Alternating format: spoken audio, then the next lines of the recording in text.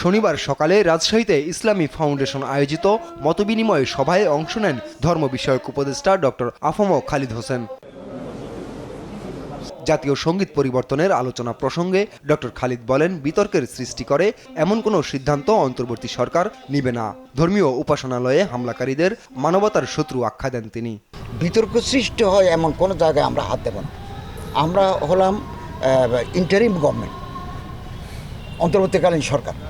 আমাদের দায়িত্ব হচ্ছে ল অ্যান্ড অর্ডার সিচুয়েশনকে রেস্টোর করা, পলিটিক্যাল স্টেবিলিটি এনশিওর করা। মসজিদ ভাঙা হোক, মন্দির ভাঙা হোক, এগুলো গর্হিত কাজ।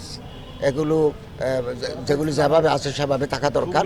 আমরা আপনাদের মাধ্যমে দেশবাসীকে জানাতে চাই, এরকম যদি কোনো ইনসিডেন্ট হয় যেখানে আমাদের কমিউনাল হারমোনি, আমাদের ভ্রাতৃত্ববোধ নষ্ট হয়, আপনারা আমাদের জানালে আমরা মুহূর্তের ভিতরে সেটা আইনগত ব্যবস্থা নেব।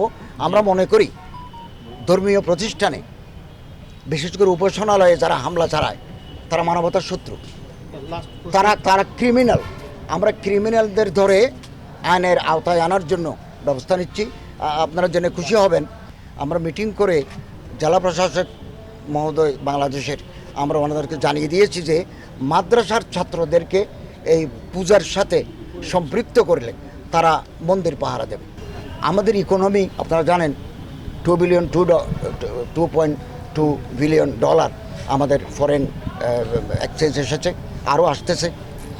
তো এটাকে যদি আমরা একটু বাড়াতে পারি, আরও বেশি বাড়াতে পারি, এবং একটা কনজেনিয়াল অ্যাটমসফিয়ার যদি দেশে তৈরি হয়, যখনই তৈরি হবে, আমরা নির্বাচন কমিশনকে ঢেলে সেজে একটা সুষ্ঠু, অবাধ, ইম্পার্শিয়াল নির্বাচন দিয়ে নির্বাচিত দলকে ক্ষমতা হস্তান্তর করে আমরা বিদায় নেব। এদিন দুপুরে হবিগঞ্জের শায়েস্তাগঞ্জে খোয়াই নদীর ঝুঁকিপূর্ণ বাঁধ পরিদর্শন করেন দুর্যোগ ব্যবস্থাপনা এবং মুক্তিযুদ্ধ বিষয়ক উপদেষ্টা ডক্টর ফারুকী আজম। বলেন, সব মামলা নিষ্পত্তি করেই মুক্তিযোদ্ধাদের তালিকা যাচাই বাছাইয়ের প্রক্রিয়া শুরু হবে।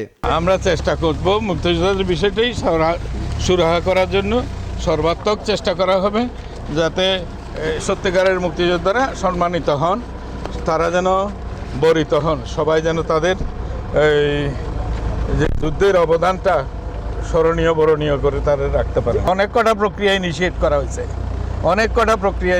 হয়েছে, অনেক রকমের মামলা মোকদ্দমা আছে, এই সমস্তগুলো নিষ্পত্তি করেই আমরা প্রক্রিয়াগুলো ইনিশিয়েট করব। আপনারা বুঝতে পারবেন যারা সত্যিকার অর্থে মুক্তিযোদ্ধারা তারা সম্মানিত হবেন। বন্যায় ক্ষতিগ্রস্তদের পুনর্বাসন প্রক্রিয়া শুরু হয়েছে জানিয়ে উপদেষ্টা বলেন, কেন্দ্রীয়ভাবে কমিটি করা হয়েছে, পর্যায়ক্রমে জেলা ও উপজেলা পর্যায়েও কমিটি হবে। আপন অপু, নিউজ ডেস্ক, দেশ টিভি।